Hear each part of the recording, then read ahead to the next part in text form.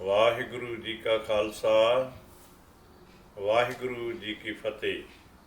ਸਤਿਕਾਰਯੋਗ ਸਾਧ ਸੰਗਤ ਜੀਓ, ਆਪ ਜੀ ਨੂੰ ਪਤਾ ਹੈ ਕਿ ਗੁਰੂ ਸਾਹਿਬ ਜੀ ਦੇ ਪਾਵਨ ਪਵਿੱਤਰ ਦਰਬਾਰ ਵਿੱਚ ਇੱਕ ਪ੍ਰਸ਼ਾਦੀ ਹਾਥੀ ਦਾ ਜ਼ਿਕਰ ਆਉਂਦਾ ਹੈ।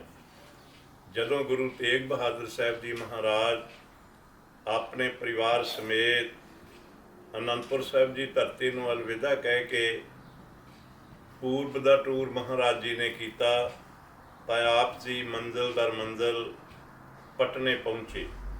ਪਟਨੇ ਕੁਝ ਸਮਾਂ ਰਹੇ, ਆਪਣੇ ਪਰਿਵਾਰ ਨੂੰ ਇੱਥੇ ਪਟਨੇ ਵਿਖੇ ਛੱਡ ਕੇ ਗੁਰੂ ਤੇਗ ਬਹਾਦਰ ਸਾਹਿਬ ਜੀ ਕੁਝ ਗੁਰਸਿੱਖਾਂ ਨੂੰ ਸਾਥ ਲੈ ਕੇ ਗਰੀਬ ਨਵਾਜ਼ ਪਾਤਸ਼ਾਹ ਆਸਾਮ ਪਹੁੰਚੇ ਨੇ। ਜਦੋਂ ਆਸਾਮ ਪਹੁੰਚੇ, ਉੱਥੋਂ ਦੀਆਂ ਸਿੱਖ ਸੰਗਤਾਂ ਨੇ ਗੁਰੂ ਗੋਬਿੰਦ ਸਿੰਘ ਮਹਾਰਾਜ ਜੀ ਦਾ ਬਹੁਤ ਬੜਾ ਆਦਰ ਸਤਿਕਾਰ ਕੀਤਾ।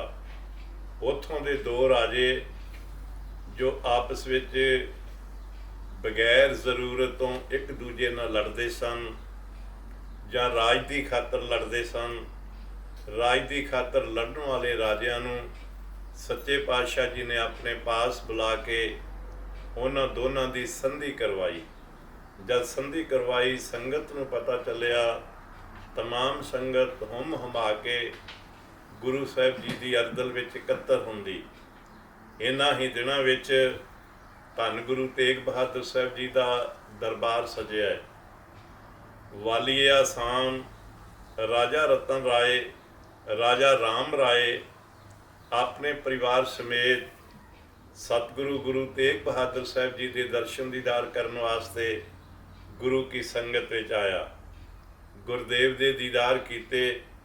ਹਜ਼ੂਰ ਦੀ ਦਿਵ ਮੂਰਤੀ ਰਾਜਾ ਜੀ ਦੇ ਹਿਰਦੇ ਵਿੱਚ ਸਦਾ ਵਾਸਤੇ ਬਿਰਾਜਮਾਨ ਹੋ ਗਈ। ਰਾਜਾ ਤੇ ਇਹਨਾਂ ਦੀ ਮਹਾਰਾਣੀ ਰਾਣੀ ਸਵਰਨਮਤੀ ਨੇ ਦੋਵੇਂ ਹੱਥ ਜੋੜ ਕੇ ਗੁਰੂ ਤੇਗ ਬਹਾਦਰ ਸਾਹਿਬ ਜੀ ਦੇ ਚਰਨ ਕਮਲਾਂ ਵਿੱਚ ਅਰਜ਼ ਕੀਤੀ, ਦਾਤਾ ਪਰਮਾਤਮਾ ਦੀਆਂ ਬਖਸ਼ੀਆਂ ਹੋਈਆਂ ਦਾਤਾਂ ਵਿੱਚੋਂ ਬਹੁਤ ਕੁਝ ਪ੍ਰਾਪਤ ਹੈ। ਧਨ ਹੈ, ਧਾਮ ਹੈ, ਪਦਾਰਥ ਹੈ, ਇੱਜ਼ਤ ਹੈ, ਮਾਨ ਹੈ, ਲੇਕਿਨ ਇਹ ਸਾਰੀ ਸੰਪਤੀ ਨੂੰ ਸਾਂਭਣ ਵਾਲਾ ਪਰਿਵਾਰ ਵਿੱਚ ਕੋਈ ਪੁੱਤਰ ਨਹੀਂ। ਕਿਰਪਾ ਕਰੋ ਮਹਾਰਾਜ, ਇੱਕ ਬੇਟੇ ਦੀ ਦਾਤ ਪ੍ਰਦਾਨ ਕਰੋ ਤਾਂ ਕਿ ਸਾਨੂੰ ਅੱਖੀਆਂ ਦਾ ਤਾਰਾ ਮਿਲ ਸਕੇ। ਜਦੋਂ ਇਹ ਸ਼ਬਦ ਮਹਾਰਾਣੀ ਸਵਰਨਮਤੀ ਨੇ ਗੁਰੂ ਤੇਗ ਬਹਾਦਰ ਸਾਹਿਬ ਜੀ ਨੂੰ ਕਹੇ, ਉਹਨਾਂ ਦੀ ਭਾਵਨਾ ਨੂੰ ਮੁੱਖ ਰੱਖਦਿਆਂ ਗਰੀਬ ਨਵਾਜ਼ ਗੁਰੂ ਤੇਗ ਬਹਾਦਰ ਸਾਹਿਬ ਜੀ ਨੇ ਸੰਗਤ ਸਮੇਤ ਅਕਾਲ ਪੁਰਖ ਪਰਮਾਤਮਾ ਦੇ ਚਰਨਾਂ ਵਿੱਚ ਅਰਦਾਸ ਕੀਤੀ। ਜਦੋਂ ਅਰਦਾਸ ਹੋਈ, ਉਸ ਟਾਈਮ 'ਤੇ ਰਾਜਾ ਰਾਮ ਰਾਏ ਨੇ ਅਤੇ ਮਹਾਰਾਣੀ ਸਵਰਨਮਤੀ ਨੇ ਦੋਵੇਂ ਹੱਥ ਜੋੜ ਕੇ ਗੁਰੂ ਤੇਗ ਬਹਾਦਰ ਸਾਹਿਬ ਦੇ ਚਰਨਾਂ ਵਿੱਚ ਨਿਮਰਤਾ ਸਹਿਤ ਅਰਜ਼ ਕੀਤੀ, ਗਰੀਬ ਨਵਾਜ਼ ਆਪ ਜੀ ਦੀ ਕਿਰਪਾ ਸਦਕਾ, ਆਪ ਜੀ ਦੀ ਅਰਦਾਸ ਸਦਕਾ ਜਦੋਂ ਸਾਡੇ ਘਰੇ ਪੁੱਤਰ ਪ੍ਰਾਪਤੀ ਹੋਏਗੀ, ਪੁੱਤਰ ਦਾ ਪ੍ਰਵੇਸ਼ ਹੋਏਗਾ, ਸਤਿਗੁਰੂ ਸਾਨੂੰ ਕਿਵੇਂ ਯਕੀਨ ਆਏਗਾ ਕਿ ਇਹ ਪੁੱਤਰ ਗੁਰੂ ਤੇਗ ਬਹਾਦਰ ਸਾਹਿਬ ਜੀ ਦੀ ਅਰਦਾਸ ਨਾਲ ਪ੍ਰਾਪਤ ਹੋਇਆ ਹੈ। ਗੁਰੂ ਨਾਨਕ ਦੇ ਖਜ਼ਾਨਿਆਂ ਵਿੱਚੋਂ ਇਹ ਇਲਾਹੀ ਦਾਤ ਪ੍ਰਾਪਤ ਹੋਈ ਹੈ। ਉਹਨਾਂ ਦੀ ਸ਼ੰਕਾ ਨਿਵਰਤ ਕਰਨ ਵਾਸਤੇ ਗੁਰੂ ਤੇਗ ਬਹਾਦਰ ਸਾਹਿਬ ਮਹਾਰਾਜ ਜੀ ਨੇ ਰਾਜਾ ਰਾਮ ਰਾਏ ਦੇ ਮਸਤਕ ਉੱਤੇ ਮਿਹਰ ਦੀ ਨਜ਼ਰ ਪਾਈ। ਜਦ ਨਜ਼ਰ ਪਾਈ ਤਾਂ ਕਿਰਪਾ ਕਟਾਖ ਅਵਲੋਕਨ ਕੀਨੋ, ਦਾਸ ਕਾ ਦੁਖ ਬਦਾਰਿਓ, ਐਸੀ ਮਿਹਰ ਦੀ ਨਜ਼ਰ ਪਾਈ। ਗਰੀਬ ਨਵਾਜ਼ ਨੇ ਕਿਹਾ, ਰਾਜਨ, ਜਿਹੜਾ ਪੁੱਤਰ ਗੁਰੂ ਨਾਨਕ ਦੇਵ ਸਾਹਿਬ ਜੀ ਦੇ ਖਜ਼ਾਨਿਆਂ ਵਿੱਚੋਂ ਆਪ ਜੀ ਨੂੰ ਪ੍ਰਾਪਤ ਹੋਏਗਾ, ਉਸ ਬੱਚੇ ਦਾ ਮੱਥਾ ਬੜਾ ਭਾਗਸ਼ਾਲੀ ਤੇ ਉੱਭਰਵਾਂ ਹੋਏਗਾ। ਤੁਹਾਡੇ ਪੁੱਤਰ ਦੇ ਮੱਥੇ ਉੱਪਰ ਜਿਹੜਾ ਉਭਾਰ ਹੋਏਗਾ, ਉਸ ਨੂੰ ਗੁਰੂ ਨਾਨਕ ਦੇਵ ਸਾਹਿਬ ਜੀ ਦੀ ਬਖਸ਼ਿਸ਼, ਉਹਨਾਂ ਦੀ ਨਿਸ਼ਾਨੀ ਸਮਝ ਲੈਣਾ। ਇਸ ਗੱਲ ਤੋਂ ਆਪ ਨੂੰ ਵਿਸ਼ਵਾਸ ਹੋਏਗਾ। ਇਹ ਸ਼ਬਦ ਗੁਰੂ ਤੇਗ ਬਹਾਦਰ ਸਾਹਿਬ ਜੀ ਨੇ ਜਦ ਕਹੇ, ਗਰੀਬ ਨਵਾਜ਼ ਪਾਤਸ਼ਾਹ ਕੋਲੋਂ ਖੁਸ਼ੀਆਂ ਲੈ ਕੇ ਮਹਾਰਾਣੀ ਤੇ ਰਾਜਾ ਦੋਨੋਂ ਆਪਣੇ ਮਹਿਲਾਂ ਵਿੱਚ ਵਾਪਸ ਪਰਤ ਗਏ। ਸਤਿਗੁਰੂ ਤੇਗ ਬਹਾਦਰ ਸਾਹਿਬ ਜੀ ਅਸਾਮ ਦੀਆਂ ਸੰਗਤਾਂ ਨੂੰ ਨਜ਼ਰੀ ਨਜ਼ਰ ਨਿਹਾਲ ਕਰਕੇ ਸੱਚੇ ਪਾਤਸ਼ਾਹ ਜੀ ਵਾਪਸ ਪਰਤੇ ਨੇ। ਸਮਾਂ ਆਪਣੀ ਚਾਲ ਚੱਲਦਾ ਗਿਆ। ਰਾਜਾ ਰਾਮ ਰਾਏ ਦੇ ਗ੍ਰਹਿ ਵਿਖੇ ਮਾਤਾ ਸਵਰਨਮਤੀ ਦੀ ਕੁੱਖੋਂ ਇੱਕ ਹੋਣਹਾਰ ਪੁੱਤਰ ਦਾ ਜਨਮ ਹੋਇਆ। ਜਦੋਂ ਜਨਮ ਹੋਇਆ, ਮਾਤਾ ਪਿਤਾ ਨੇ ਵਾਹਿਗੁਰੂ ਦਾ ਸ਼ੁਕਰਾਨਾ ਅਦਾ ਕਰਦਿਆਂ ਉਸ ਪੁੱਤਰ ਦਾ ਨਾਮ ਰੱਖਿਆ ਰਤਨ ਚੰਦ। ਹੀਰਿਆਂ ਰਤਨਾਂ ਨਾਲੋਂ ਮਹਿੰਗਾ ਤੇ ਚੰਦ ਨਾਲੋਂ ਸੋਹਣਾ। ਜਦੋਂ ਪੁੱਤਰ ਦਾ ਨਾਮ ਰਤਨ ਚੰਦ ਰੱਖਿਆ, ਬੜੀਆਂ ਰੀਝਾਂ ਤੇ ਸਧਰਾਂ ਨਾਲ ਉਸ ਦੀ ਪਾਲਣਾ ਕੀਤੀ। ਦਿਨ ਬ ਦਿਨ ਜਦ ਉਮਰ ਵੱਧਦੀ ਗਈ, ਰਤਨ ਚੰਦ ਜੀ ਦੀ ਸਿਆਣਾ ਹੋਇਆ।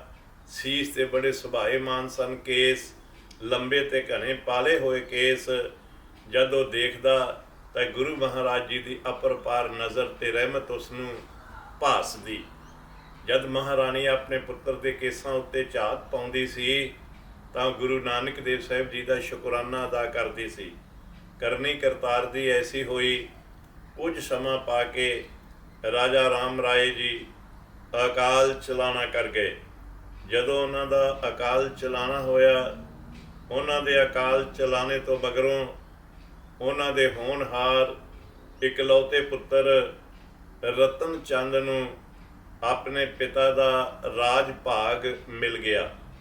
ਆਪਣੇ ਪਿਤਾ ਦਾ ਰਾਜ ਭਾਗ ਪ੍ਰਾਪਤ ਕਰਕੇ ਰਤਨ ਚੰਦ ਨੇ ਆਪਣੀ ਪ੍ਰਜਾ ਨੂੰ, ਆਪਣੀ ਆਵਾਮ ਨੂੰ ਬਹੁਤ ਵਧੀਆ ਢੰਗ ਦਾ ਰਾਜ ਭਾਗ ਦਿੱਤਾ। ਇੱਕ ਦਿਨ ਐਸਾ ਆਇਆ, ਆਪਣੇ ਰਾਜ ਮਹੱਲਾਂ ਵਿੱਚ ਖੜ ਕੇ ਆਪਣੇ ਸੀਸ ਤੇ ਦਸਤਾਰ ਸਜਾ ਰਿਹਾ ਸੀ ਰਾਜਾ ਰਤਨ ਚੰਦ। ਜਦ ਸ਼ੀਸ਼ੇ ਵਿੱਚ ਆਪਣਾ ਮੁਖੜਾ ਤੱਕਿਆ, ਭਾਗਸ਼ਾਲੀ ਮੱਥੇ ਉੱਤੇ ਥੋੜਾ ਜਿਹਾ ਉਭਾਰ ਨਜ਼ਰ ਆਇਆ। ਜਦੋਂ ਮੱਥੇ ਉੱਤੇ ਉਭਾਰ ਨਜ਼ਰ ਆਇਆ, ਸ਼ੱਕ ਗੁਜ਼ਰਿਆ ਕਿ ਛੋਟੇ ਹੁੰਦਿਆਂ ਮਸਤਕ ਉੱਤੇ ਕੋਈ ਚੋਟ ਲੱਗੀ ਹੋਏਗੀ ਜਾਂ ਕੁਝ ਹੋਰ। ਆਪਣੀ ਮਾਤਾ ਨੂੰ ਕਹਿੰਦਾ, ਮਾਤਾ ਜੀ ਮੈਨੂੰ ਇਹ ਦੱਸੋ ਕਿ ਮੇਰੇ ਮੱਥੇ ਉੱਤੇ ਹੈ ਜਿਹੜਾ ਉੱਭਰਵਾਂ ਜਿਹਾ ਦਾਗ ਹੈ, ਇਹ ਕਿਸ ਚੀਜ਼ ਦਾ ਹੈ? ਉਸ ਟਾਈਮ ਤੇ ਮਹਾਰਾਣੀ ਨੇ, ਮਾਤਾ ਨੇ ਕਿਹਾ, ਬੇਟਾ ਮੈਂ ਵਾਰੇ ਵਾਰੇ ਜਾਵਾਂ ਇਸ ਉਭਾਰ ਦੇ, ਇਹ ਉਭਾਰ ਨਹੀਂ, ਇਹ ਜੋ ਦਾਗ, ਇਹ ਦਾਗ ਨਹੀਂ, ਇਹ ਤਾਂ ਧੰਨ ਗੁਰੂ ਤੇਗ ਬਹਾਦਰ ਸਾਹਿਬ ਜੀ ਦੀ ਬਖਸ਼ਿਸ਼ ਹੈ, ਗੁਰੂ ਨਾਨਕ ਦੀ ਰਹਿਮਤ ਹੈ। ਬੇਟਾ ਜੀ ਜਦੋਂ ਤੁਸੀਂ ਸਾਡੇ ਘਰ ਨਹੀਂ ਜਨਮੇ ਸੀ, ਅਸੀਂ ਗੁਰੂ ਤੇਗ ਬਹਾਦਰ ਸਾਹਿਬ ਜੀ ਦੇ ਚਰਨਾਂ ਵਿੱਚ ਅਰਜ਼ੋਈ ਕੀਤੀ।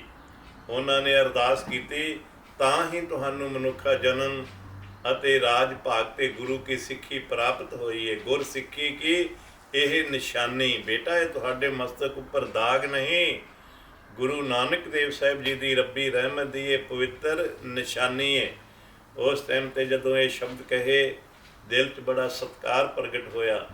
ਰਾਜੇ ਰਤਨ ਚੰਦ ਨੌਜਵਾਨ ਮਹਾਰਾਜੇ ਨੇ ਆਪਣੀ ਮਾਤਾ ਦੇ ਚਰਨੀ ਹੱਥ ਲਾ ਕੇ ਪੁੱਛਿਆ, ਮਾਤਾ ਜੀ ਕਿਰਪਾ ਕਰਕੇ ਦੱਸੋ ਉਹ ਸਤਿਗੁਰੂ ਜਿਨ੍ਹਾਂ ਦੀ ਅਰਦਾਸ ਕਰਿਆ ਮੈਨੂੰ ਮਨੁੱਖਾ ਜਨਮ, ਰਾਜ ਭਾਗ ਤੇ ਸੰਸਾਰਕ ਸੁੱਖ ਪ੍ਰਾਪਤ ਹੋਏ ਨੇ, ਉਹ ਸਤਿਗੁਰੂ ਅੱਜ ਕਿਹੜੀ ਜਗ੍ਹਾ ਉੱਤੇ ਵਸੇਬਾ ਕਰਦੇ ਨੇ?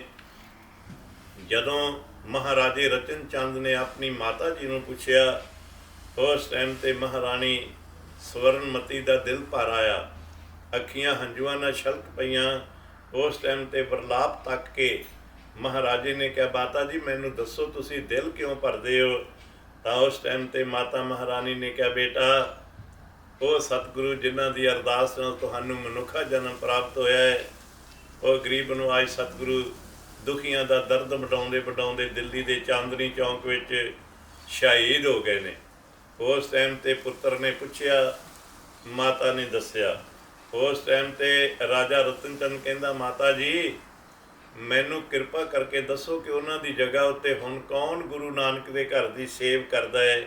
ਉਸਨੇ ਕਿਹਾ, ਉਹਨਾਂ ਦਾ ਹੀ ਫਰਜ਼ੰਦ ਧੰਨ ਗੁਰੂ ਗੋਬਿੰਦ ਸਿੰਘ ਮਹਾਰਾਜ ਉਹਨਾਂ ਦੀ ਜਗ੍ਹਾ ਉੱਤੇ ਅਨੰਦਪੁਰ ਸਾਹਿਬ ਵਿੱਚ ਰਹਿੰਦੇ ਨੇ ਅਤੇ ਉਹ ਗੁਰੂ ਨਾਨਕ ਦੇ ਦਰ ਘਰ ਦੀ ਸੇਵਾ ਕਰਦੇ ਹਨ। ਮਾਤਾ ਜੀ ਫਿਰ ਆਪਾਂ ਉਹਨਾਂ ਦੇ ਦਰਸ਼ਨ ਦੀਦਾਰ ਕਰਨ ਵਾਸਤੇ ਅਤੇ ਉਹਨਾਂ ਦਾ ਸ਼ੁਕਰਾਨਾ ਅਦਾ ਕਰਨ ਵਾਸਤੇ ਆਪਾਂ ਨੂੰ ਜਾਣਾ ਚਾਹੀਦਾ ਹੈ। ਅੱਛਾ ਮਾਤਾ ਜੀ ਮੈਨੂੰ ਇਹ ਦੱਸੋ ਕਿ ਜਦੋਂ ਗੁਰੂ ਸਾਹਿਬ ਦੇ ਦੀਦਾਰ ਕਰਨ ਵਾਸਤੇ ਜਾਣਾ ਹੋਵੇ ਉਦੋਂ ਕਿਵੇਂ ਜਾਈਦਾ ਹੈ? ਸਤਿਕਾਰਯੋਗ ਖਾਲਸਾ ਜੀ, ਗੁਰੂ ਦੀ ਮੱਤ ਪ੍ਰਾਪਤ ਕਰਨ ਵਾਲੀ ਉਸ ਮਹਾਰਾਣੀ ਮਾਤਾ ਨੇ ਆਪਣੇ ਮਹਾਰਾਜੇ ਬੇਟੇ ਨੂੰ ਕਿਹਾ, ਬੇਟਾ ਜੇ ਤਾਂ ਆਦਮੀ ਹੋਵੇ ਗਰੀਬ, ਉਹ ਆਪਣੀ ਵੇਤਨਸਾਰ ਜੋ ਸਰੇ ਬਣੇ ਲੈ ਕੇ ਜਾ ਸਕਦਾ ਹੈ ਗੁਰੂ ਦੇ ਦਰਸ਼ਨਾਂ ਦੀ ਭੇਟਾ, ਜਿਨ੍ਹਾਂ ਉੱਤੇ ਵਾਹਿਗੁਰੂ ਜੀ ਦੀ ਅਪਾਰ ਕਿਰਪਾ ਹੋਵੇ, ਉਹਨਾਂ ਨੂੰ ਤਾਂ ਜੈਸੀ ਬਿੱਤ ਤੈਸਾ ਹੋਏ ਵਰਤੇ। ਜਿੱਦਾਂ ਦਾ ਉਹਨਾਂ ਉੱਤੇ ਵਾਹਿਗੁਰੂ ਦੀ ਕਿਰਪਾ ਹੋਵੇ, ਉਹਦੇ ਅਨੁਸਾਰ ਆਪਣੇ ਸਤਿਗੁਰੂ ਦੀ ਵੱਧ ਤੋਂ ਵੱਧ ਸੇਵਾ ਕਰਨੀ ਚਾਹੀਦੀ ਹੈ। ਸਤਿਕਾਰਯੋਗ ਖਾਲਸਾ ਜੀ, ਅਸਾਮ ਦੇ ਰਾਜੇ ਪਾਸ ਇੱਕ ਬਹੁਤ ਖੂਬਸੂਰਤ ਹਾਥੀ ਸੀ, ਜਿਸ ਦਾ ਨਾਮ ਸੀ ਪ੍ਰਸ਼ਾਦੀ ਹਾਥੀ। ਇਤਿਹਾਸਕਾਰ ਲਿਖਦੇ ਨੇ ਕਿ ਉਸ ਦਾ ਬਲੈਕ ਸਿਆਮ ਕਾਲਾ ਰੰਗ ਸੀ ਅਤੇ ਉਹਦਾ ਕੱਦ ਬਹੁਤ ਵੱਡਾ ਨਹੀਂ ਸੀ। ਉਹਦਾ ਕਾਲਾ ਰੰਗ ਹੋਣ ਕਰਕੇ ਸੁੰਡ ਤੋਂ 4 ਉਂਗਲਾਂ ਚੌੜੀ ਇੱਕ ਚਿੱਟੇ ਰੰਗ ਦੀ ਪੱਟੀ, ਮੱਥੇ ਉੱਤੇ ਗੋਲ ਧਾਰੀ, ਮੱਥੇ ਤੋਂ ਗੋਲ, ਪਿੱਠ ਤੋਂ ਹੁੰਦੀ ਹੋਈ ਪੂਛ ਵੱਲ ਜਾਂਦੀ ਸੀ ਅਤੇ ਬੜੇ ਹੀ ਮਨ ਲੁਭਾਉਣੇ ਉਹ ਕਰਤੱਵ ਸਿੱਖਿਆ ਹੋਇਆ ਸੀ। ਰਾਜੇ ਨੇ ਸੋਚਿਆ ਕਿਉਂ ਨਾ ਹੋਵੇ ਇਹ ਹਾਥੀ ਜੇ ਸਤਿਗੁਰੂ ਦੀ ਕਿਰਪਾ ਨਾਲ ਮੈਨੂੰ ਮਨੁੱਖਾ ਜਨਮ ਪ੍ਰਾਪਤ ਹੋਇਆ ਹੈ, ਉਸ ਸਤਿਗੁਰੂ ਦੀ ਅਰਦਲ ਵਿੱਚ ਉਹਨਾਂ ਦੇ ਸਤਿਕਾਰ ਵਾਸਤੇ ਭੇਟਾ ਕੀਤਾ ਜਾਏ। ਰਾਜਾ ਜੀ ਨੇ ਕੁਝ ਹੋਰ ਵਸਤੂਆਂ ਉਸ ਦੇ ਨਾਲ ਪ੍ਰਸ਼ਾਦੀ ਹਾਥੀ ਆਪਣੇ ਅਹਿਲਕਾਰਾਂ ਨੂੰ, ਆਪਣੇ ਪੂਜਨੀਕ ਮਹਾਰਾਣੀ ਮਾਤਾ ਨੂੰ ਸਾਥ ਲੈ ਕੇ ਆਸਾਮ ਤੋਂ ਚੱਲੇ। ਮੰਜ਼ਿਲ ਬਕਾਈ ਅਨੰਦਪੁਰ ਸਾਹਿਬ ਆਏ। ਸਤਿਗੁਰੂ ਜੀ ਦੇ ਦਰਸ਼ਨ ਦੀਦਾਰ ਕਰਕੇ ਮਨ ਨੂੰ ਬੇਹੱਦ ਖੁਸ਼ੀ ਪ੍ਰਾਪਤ ਹੋਈ। ਗਰੀਬ ਨਵਾਜ਼ ਸਤਿਗੁਰੂ ਜੀ ਦਾ ਸ਼ੁਕਰਾਨਾ ਅਦਾ ਹੋਇਆ।